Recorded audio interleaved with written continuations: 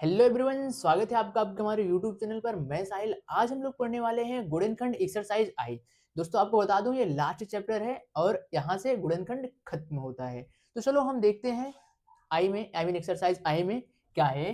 गुणनखंड प्रमेय की सहायता से गुणनखंडन। आपको बता दूं गुणनखंड और गुणनखंडन ये दोनों एक ही चीज है, बट अंग्रेजी में अगर देखोगे गुणनखंडन का मतलब होता है फैक्टराइजेशन और गुणनखंड का मतलब होता है सिर्फ फैक्टर। ठीक है, आप इसका कंफ्यूजन मत होना। देखो जैसे कि आपको कोई सवाल दे दे, पहला सवाल अगर लिखा जाए x square plus x cube plus 8x² plus 19x plus 12, और आपको बोले आप इसका फैक्टर करके दिखाओ, गुणनखंड करके दिखाओ। आप कैसे करोगे इसे? वो भी शेषफल प्रमेय की सहायता से। आपको बताऊं दोस्तों, ये जो संख्या है इसे बोलते हैं अचर। ठीक है, यहां से अचर को साइड में रखो, और ये वाली जो संख्या है कौन कौन सी संख्या से कटती है। ठीक है, कौन कौन से कटेगी दोस्तों? एक से कटेगी, दो से भी कटेगी, तीन से कटेगी, चार से कटेगी, छह से कटेगी और खुद अपने आप से कट जाएगी। आपको बता दूं दोस्तों ये प्लस भी होगा और माइनस से भी कटेगी। Plus minus plus minus plus minus plus minus. देखो ये जो व्यंजक है ना, ये वाला जो व्यंजक है, इसमें से इसमें से कोई तीन संख्या ऐसी हैं जो इस व्यंजक को जीरो कर सकती हैं। हमें एक संख्या को मन से ही ढूंढना है, इनमें से कोई एक संख्या रख करके इसे जीरो करना है। फिर जीरो करने के बाद फिर सॉल्व करेंगे, फिर जो दो संख्या है उन्हें निकालेंगे कि कौन कौन सी वो संख्या थी। देखो जैसे कि पहले हम इसमें देखते हैं, इसमें मैं रखता हूं -1। इस व्यंजक में मैं -1 रखता हूं, क्या ये पूरा व्यंजक जीरो होता है क्या? चलो यहां से पहले करते हैं। x इज इक्वल -1 रखने पर, बढ़िया। देखो इस व्यंजक में -1 रखते हैं दोस्तों तो क्या हो जाएगा, -1 का होल क्यूब प्लस 8 -1 का होल स्क्वायर प्लस 9 19 -1 प्लस 12। चलो देखो आपको बता दूं, अगर एक की कोई भी घात आई मीन पावर अगर विषम संख्या हो तो वो चिन्ह अगर माइनस, जैसे यहाँ पे मैं लिख दूं -1 पावर 11, तो ये इसका मान क्या हो जाएगा, -1 ही होगा। और यदि मैं यहाँ पे लिख दूं -1 पावर 12, तो इसका मान क्या हो जाएगा, ऑटोमेटिक 1 हो जाएगा। मतलब अगर सम घात हो तो माइनस भी प्लस हो जाता है, अगर विषम घात हो तो माइनस ही रहता है। आप इसे याद रखना। इसे मिटा देते हैं। देखो यहां से देखो विषम घात है तो क्या हो जाएगा, माइनस का माइनस रहेगा, प्लस यहाँ पर देखो सम घात है तो माइनस का हो जाएगा प्लस हो जाएगा। 8 और 1 का अगर 8 में गुणा करोगे तो 1 ही आएगा। प्लस यहाँ पर यहाँ पर लिखो -19 ये प्लस 12। ठीक है, ऐसे इज इक्वल लगाते आना यहाँ से। अब क्या हो जाएगा देखो, +12 +8 20 एंड -19 -1 -19 -20, यहाँ से क्या हो जाएगा 20 -20 बराबर 0। ये आ गया कितना, 0। मतलब हमें एक व्यंजक तो पता चल गया कितना है वो, आई मीन एक गुणनखंड पता चल गया ये कितना है, -1। तो यहाँ से हम क्या करेंगे, देखो यहाँ से लिखेंगे अतः x+1 व्यंजक का एक गुणनखंड है। ठीक है, ऐसा कुछ गुणनखंड है। देखो अगर हमने x इज इक्वल -1 रखा तो x+1 ये व्यंजक का गुणनखंड है, क्योंकि व्यंजक को आप बहुपद भी बोल सकते हो। ठीक है, देखो यहां से क्या करेंगे, सबसे पहले इसको उतारते हैं, x³ plus 8x² plus 19x plus 12 में भाग देते हैं दोस्तों x+1 से, ऐसा कुछ। ठीक है, x+1 से मैं भाग देता हूं।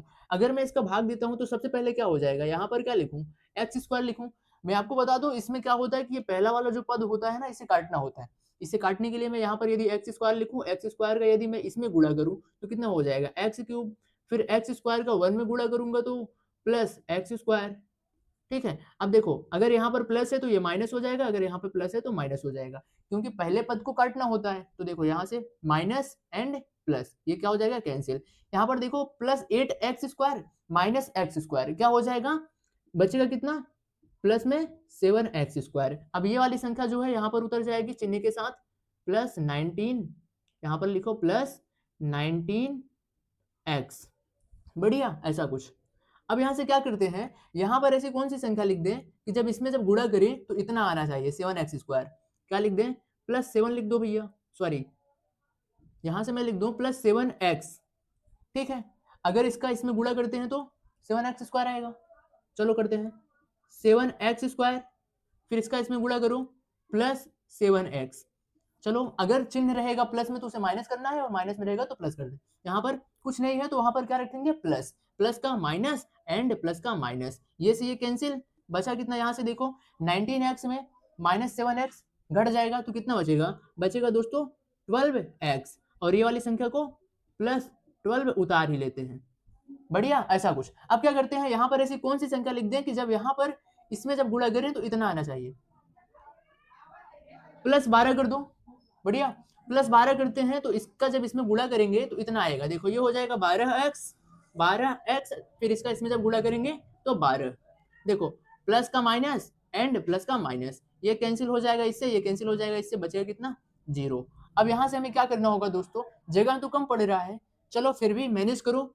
अब हम करेंगे क्या, ये वाली जो चीज है ना, ये इसको साइड में रखते हैं, x² + 7x + 12, ऐसा कुछ। अब मैं इसका फैक्टर करूंगा, आपको इसके पीछे दोस्तों मैं बता चुका हूं कि इसका फैक्टर कैसे होगा, तो मैं जल्दी जल्दी इसका फैक्टर करूंगा, आपको आता होगा क्योंकि मैं पढ़ा चुका हूं।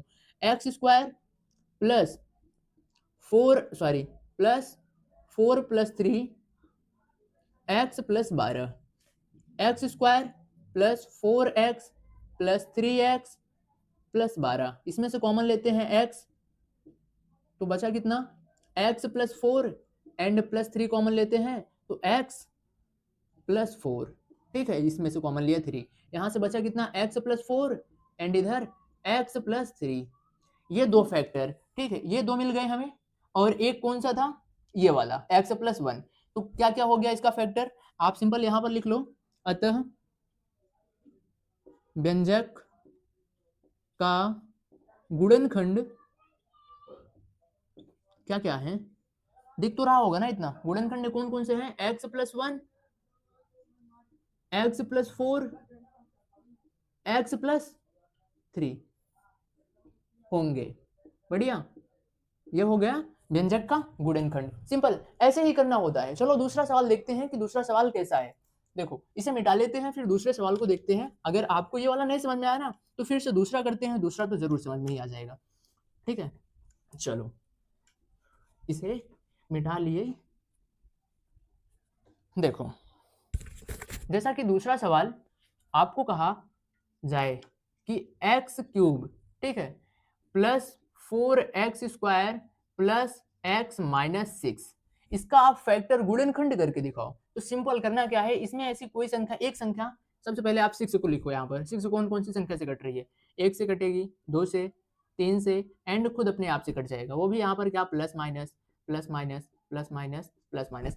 प्लस माइनस लगाने का तात्पर्य क्या है, क्योंकि अगर आप यहाँ पर चाहे प्लस रखो या माइनस रखो, प्लस रखो या माइनस रखो, कोई ऐसी संख्या रखो ताकि ये जो व्यंजक है ये 0 हो सके, तो यहाँ पर हम ऐसी एक संख्या रखेंगे ताकि ये व्यंजक 0 हो सके, ऊपर वाला। चलो यहाँ पे रखते हैं x = 1 रखने पर, अगर x का मान मैं 1 रखता हूं तो क्या ये व्यंजक 0 होता है क्या, चलो देख लेते हैं। 1³ + 4 मतलब 1 का होल स्क्वायर + 1 - 6, एक में कोई भी कितनी भी बड़ी से बड़ी घात क्यों ना हो वो एक ही कहलाएगी।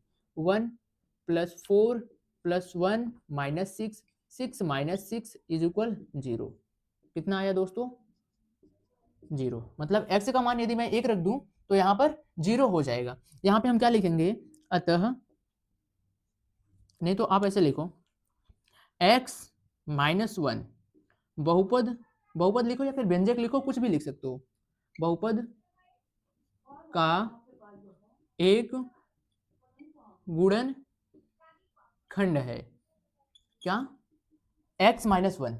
चलो अब यहां से इस सवाल को उतारते हैं, x³ + 4x² ठीक है + x - 6, भाग किससे देना है, x - 1 से, x - 1 से। चलो x - 1 से हम भाग देते हैं, इस व्यंजक में। देखो यहाँ पर ऐसी कौन सी संख्या लिख दी जाए ताकि जब इसमें जब गुणा किया जाए तो एक्स क्यूब आनी चाहिए। भैया आप एक्स स्क्वायर लिख दो।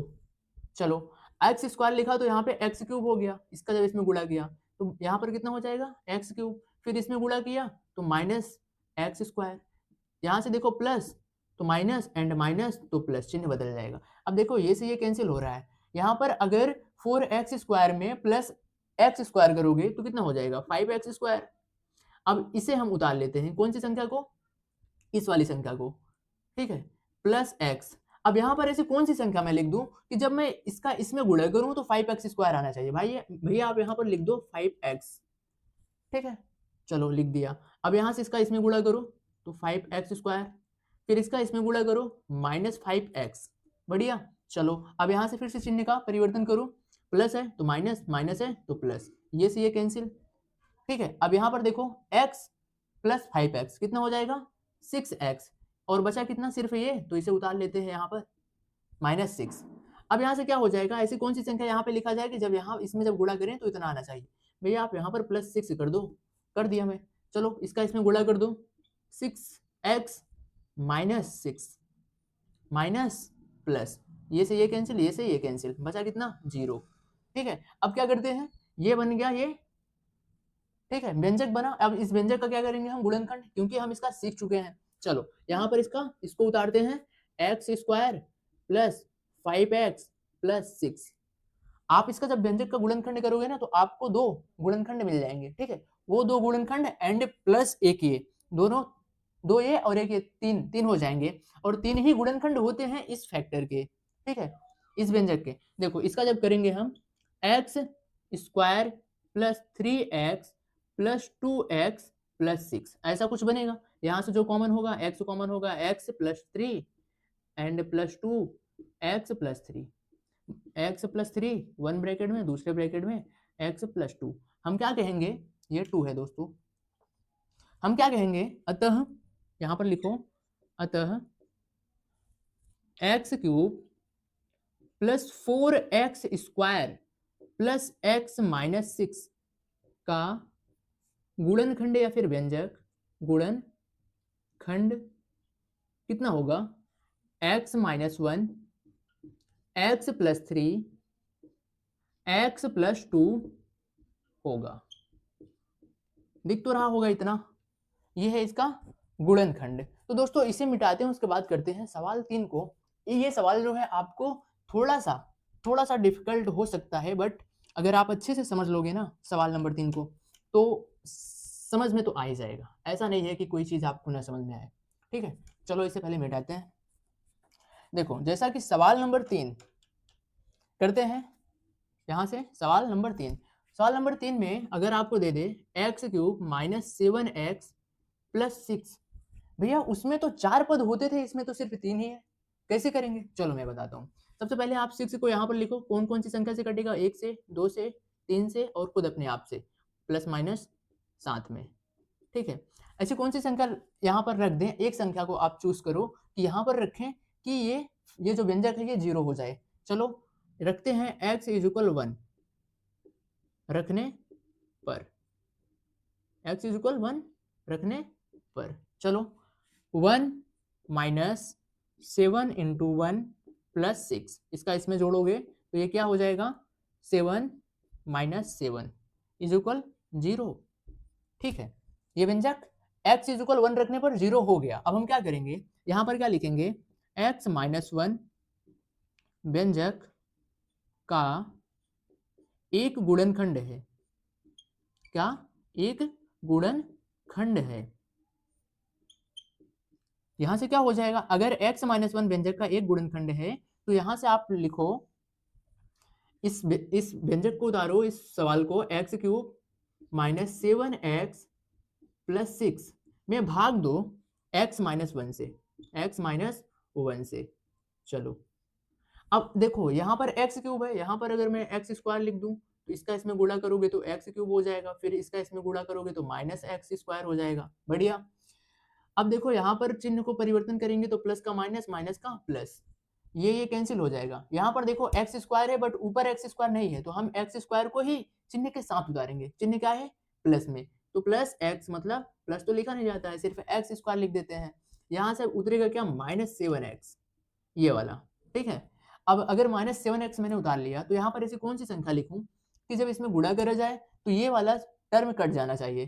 तो यहाँ से अगर मैं प्लस एक्स लिख दूं तो इसका जब इसमें गुणा करूंगा तो एक्स स्क्वायर आएगा, फिर इसका जब इसमें गुणा करूंगा तो माइनस एक्स स्क्वायर आएगा, सॉरी एक्स आएगा, ठीक है।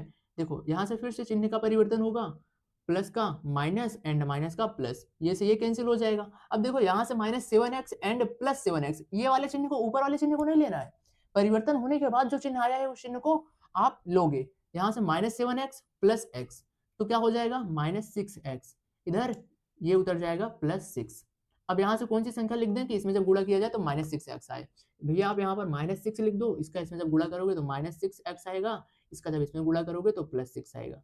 यहाँ से प्लस, यहाँ से ये हो जाएगा माइनस, ये से ये कैंसिल, ये से ये कैंसिल, आया कितना 0। चलो इसका फैक्टर करते हैं, यहाँ पर यहीं पे कर लेते हैं, यहीं पे कर लेते हैं इसको, x square plus x minus 6।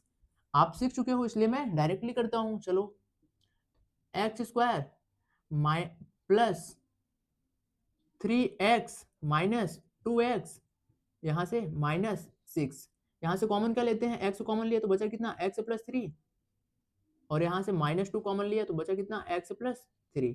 देखो ये दोनों ब्रैकेट सेम आ गए तो हमारा सवाल सही जा रहा है, x plus 3 and x minus 2, ये दो गुणनखंड आ गए। हमें चाहिए कितना, चाहिए थे कितने 3, क्योंकि त्रिपद है इसलिए इसका फैक्टर कितना आएगा 3। यहाँ से क्या करेंगे, देखो simple, x minus 1 and x plus 3, x minus 2 बहुपद का एक गुणनखंड है, ठीक है, गुणनखंड है। चलो इसे मिटाते हैं, उसके बाद आपको एक सवाल देते हैं और इस सवाल को आप कमेंट में जवाब देना। देखो पहला सवाल यदि आपको दिया जाए यहाँ से x³ माइनस 19x प्लस 30, ठीक है, और दूसरा सवाल अगर दे दिया जाए x³ plus 6x square plus 5x minus 12, इन दोनों सवालों का आप जो आंसर है ना कमेंट में देना कि इसका क्या आंसर आया। तो दोस्तों यदि आपको एक्सरसाइज आई, समझ में आया तो प्लीज वीडियो को लाइक और चैनल को सब्सक्राइब करना। तब तक के लिए मिलते हैं अगले वीडियो में। जय हिंद।